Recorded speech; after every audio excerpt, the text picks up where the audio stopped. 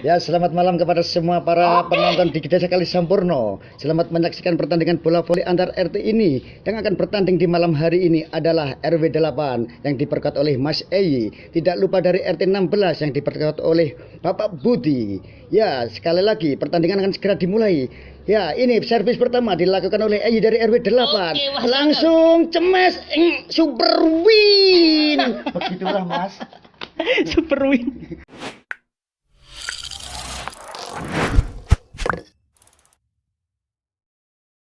Assalamualaikum warahmatullahi wabarakatuh. Waalaikumsalam warahmatullahi Waalaikumsalam wabarakatuh. warahmatullahi wabarakatuh. Ini momen Agustusan ini banyak yang bertanya-tanya dari warga desa Kali Sampurno. Acara wingi akeh rek. Ono acara jalan sehat, ono acara turnamen bola voli terbuka di beberapa desa seluruh kecamatan. Mari ngono ono lomba voli RT ya, RT ya. Nah, voli RT ini komentatornya ada yang tahu atau belum? Nah, iki orang yang spesial Kali Sampurno. Semua pasti pernah tahu suaranya bapak iki.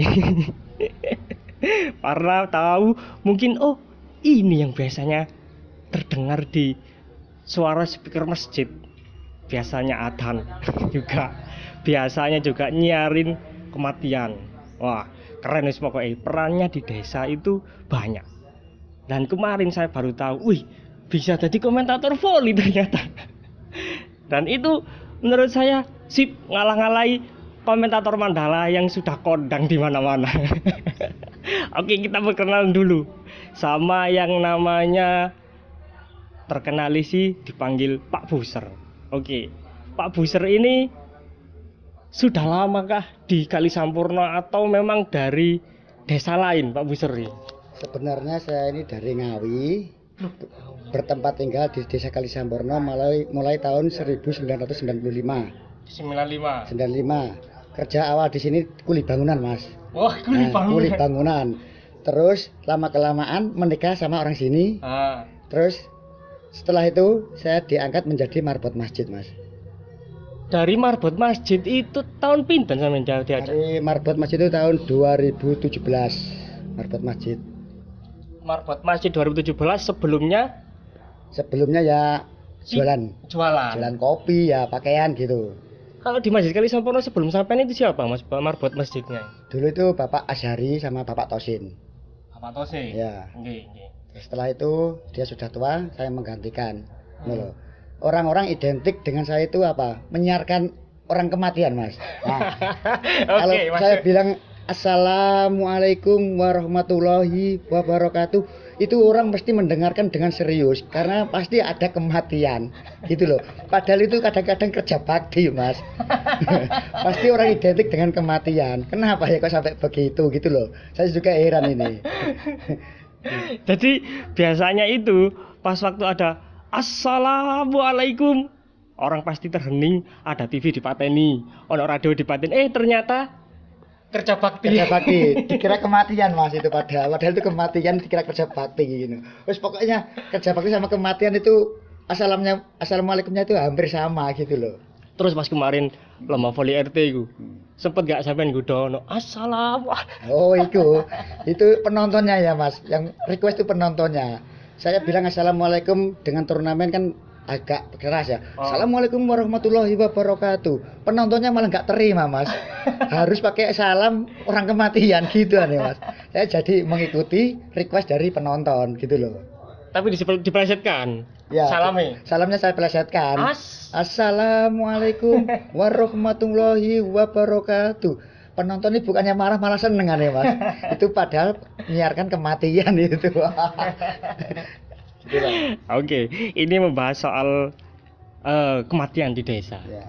Sepengalaman panjenengan menjadi marbot atau yang menyiarkan kematian, biasanya niku ada nggak tanda-tanda yang khas gitu loh di Kali Sampurno ketika ini ada ini kayaknya ada ya seseorang yang mau meninggal gitu.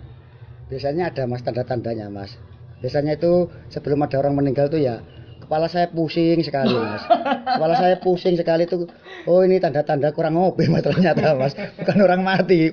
Kurang ngopi saya itu kalau pusing sekali.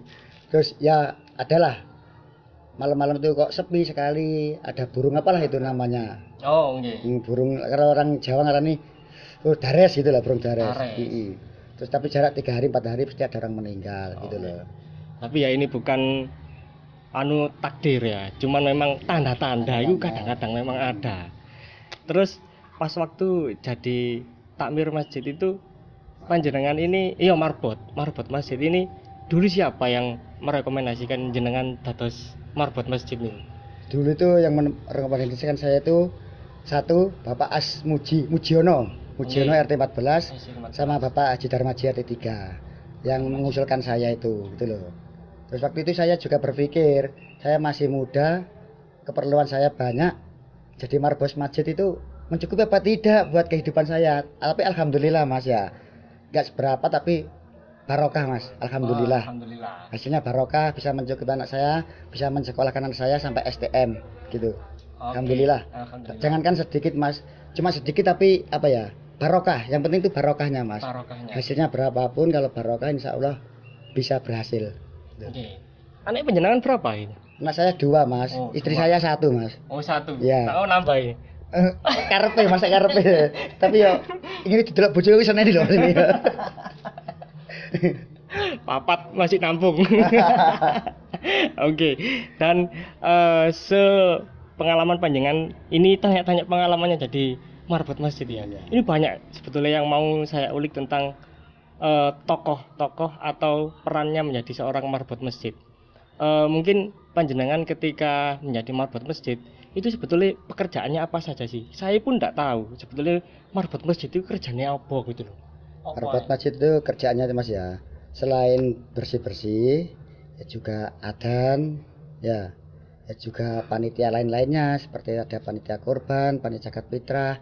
Saya pasti diikutkan sama takmirnya itu, enggak tahu kenapa pokoknya saya diikutkan semua berhubungan dengan masjid, saya dilibatkan lah gitu. Termasuk untuk ngurus sound system, terus apa itu soal misalnya ngecat itu apa masjid gitu juga. Kalau sound system itu ada tugasnya sendiri Mas, bagiannya itu ada sendiri, sama pembangunan itu ada bagiannya sendiri. Sarana dan prasarana itu Bapak Mujiono. Kalau sound system itu Bapak Abdul Muin. Gitu. Wah, ini sangat berkah sekali pemirsa. Soalnya menurut teman-teman ngaji iku metek lampune masjid tok iku wis ganjarane akeh. Apa mana ya nyaponi, apa mana adzan dan sebagainya. Artinya profesi ini itu sebetulnya wis sip lah, barokah, sangat barokah sekali. Betul apa yang dikatakan oleh Pak Buser ini. Nah, ini setelah Pak Buser biasanya setiap harinya jadi marbot masjid. Ini ada yang spesial di 17 Agustus tahun 2022 ini. Pak Buser ini jadi komentator bola voli. Kita coba dulu tip tes ini. Bagaimana sih biasanya pas waktu itu jadi komentator bola gitu. Paling lucu loh. Misalnya ini waktu Mas Egy main gitu. Bisa dicontohkan Mas Pak Buser. Pas waktu sampai jadi komentator itu. Langsung dipraktekkan gini. Iya, bisa. Waduh, kalau nggak ada bicara agak sering ya. Selamat malam kepada semua para penonton di Desa Kali Sampurno. Selamat menyaksikan pertandingan bola voli antar RT ini. Yang akan bertanding di malam hari ini adalah RW 8 yang diperkuat oleh Mas Egy. Tidak lupa dari RT 16 yang diperkuat oleh Bapak Budi. Ya, sekali lagi pertandingan akan segera dimulai. Ya, ini servis pertama dilakukan oleh Egy dari RW 8. Oke, langsung cemes super win. Begitulah Mas. Super win. Kak, terus terang memang sebetulnya sampai ini cocok. Nanti ini Mandala ya. Sampai tak tol ya. Kak memang terus terang. Aku kemarin enggak tahu loh Pak Fisher iki sip yo nek jadi komentator bola voli. Kalau bukan merendahkan Pak Mandala memang juga sudah sepuh ya daripada sampean usianya. Memang sudah di mana-mana pengalamannya. Tapi secara intonasi, kayak misalnya penjelasan ini cuma sini lebih terang suaranya kalau panjenengan. Mungkin nanti next Agustus tetap mau Pak ya sampean mau jadi komentator bola voli. Insya Allah Mas, kalau ada bayarannya. Jelas ya lo ya, padanya lo ya. Kalau diundang dari desa-desa lain. Insya Allah ya 50% siap. Karena apa Mas? Jadi komentator itu harus memfokuskan suaranya itu harus bagus. Itu loh. Sempet sampean serak iki rasane. Kurang ngopi, kurang rokokan, sempet kayak gitu. Misalnya sakit pas waktu komentator kemarin. Sering Mas. Baru siaran 5 hari tuh sudah sakit. Loh. Tapi gitu. Cuman ya minumnya tuh harus dijaga. Minum. Satu tidak boleh es. Keduanya minum hangat-hangat, terutama jahe sama soda gitu aja. Terus saya kemarin itu Jangan lupa larutan gitu. Okay. Apalagi musimnya orang sakit iki dari kemarin banyak penyakit tipes. Saya pernah mendengar cerita panjenengan itu memang profesinya banyak dari dulu Pak Besar. Katanya jenengan itu pernah jadi badut. Betul enggak itu? Betul sekali Mas. Jadi badut itu saya cuma ingin menghibur anak-anak. Gitu. Jadi badut kalau ada ulang tahun atau kitanan saya diundang jadi badut. Begitupun saya ini ingin apa ya? Jadi badut itu bukan cuma perlombaan, bukan hiburan, tapi saya mendidik anak-anak cukup dengan agama Mas. Wah, Disambi bukan cuma nyanyi, bukan cuma tebak-tebakan, tapi saya seringi dengan sholawatan gitu, biar mendidik dengan agama, ada agamanya sedikit-sedikit gitu. Masalah bayaran Mas, saya ini nggak menarget gitu. Yang penting anak-anak senang, meriah gitu sudah kebanggaan bagi saya itu. Oke. Ini perlu ini yang jadi profesi badut. Karena selama ini badut jarang ada sholawat-sholawatannya. Ada sih saya pernah tahu, tapi ya, harusnya ada kayak gitu Bang ya. Nggak melulu nyanyi dangdutan, nggak melulu sing joget-joget, seimbang. Itu ada sholawatannya.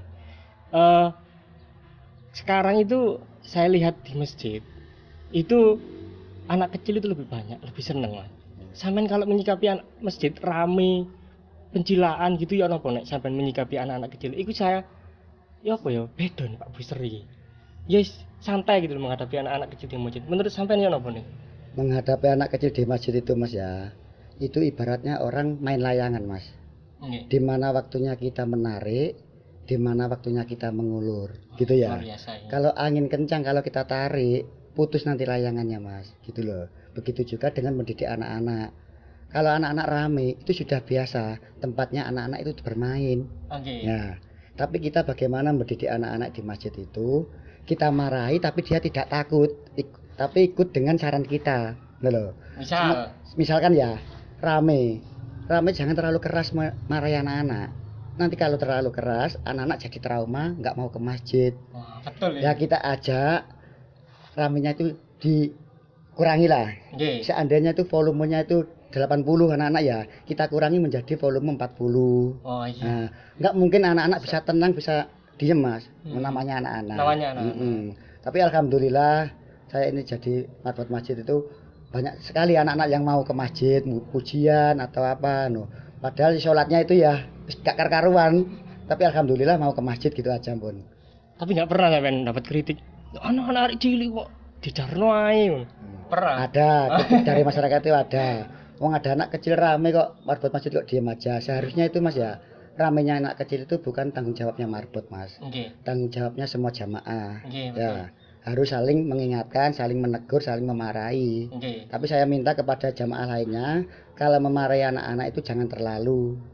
Kasihan kalau takut trauma nggak mau ke masjid gitu aja. Betul. Setuju saya. Kemarin itu ya, saya pas ada peresmian masjid di daerah Tulangan, Gus Mukdor kan datang. Katanya ya, masjid itu nggak kayak dulu. Dulu itu masjid itu sering dipakai orang-orang tidur di masjid, ngeramaikan masjid, anak-anak juga di masjid. Tapi sekarang enggak. Masjid itu dipager, dikunci, ditutup. Terus terang di sini anak-anak wis seneng gitu Mas. Main di masjid itu seneng. Wis bagus menurut saya. Ini terakhir ini. Jadi nggak perlu panjang-panjang. Nanti ada bintang tamu lain. Si penting podcast ini nanti bintang tamunya spesial dari warga Kalisampurno sendiri nanti. Mulai dari anak muda, terus dari yang usia sebaya kayak jenengan, dan yang tua nanti juga banyak. Terakhir ini, karena sampai profesinya sebagai marbot masjid dan kemarin sebagai komentator voli dan pernah juga jadi badut, mana yang sampai pilih antara marbot masjid atau komentator voli? Marbot masjid itu dibilang pekerjaan Mas ya. Kalau voli itu cuma 1 tahun sekali. Ya. Marbot masjid kan tiap hari. Badut itu pun kalau ada orang yang mengundang. Gitu ya. Itu. Yang saya pilih itu bagaimanapun juga, meskipun ada yang menawarin lebih besar gajinya di voli atau di apa, saya tetap marbot masjid. Yang penting barokah gitu aja. Tuh. Cuman komentator voli sama badut itu kan ceperan. Di samping itu aku ya RT Mas. Wih. Loh. Oh iya Pak RT. Pak RT Mas sama ngene ngene iki Mas ngono.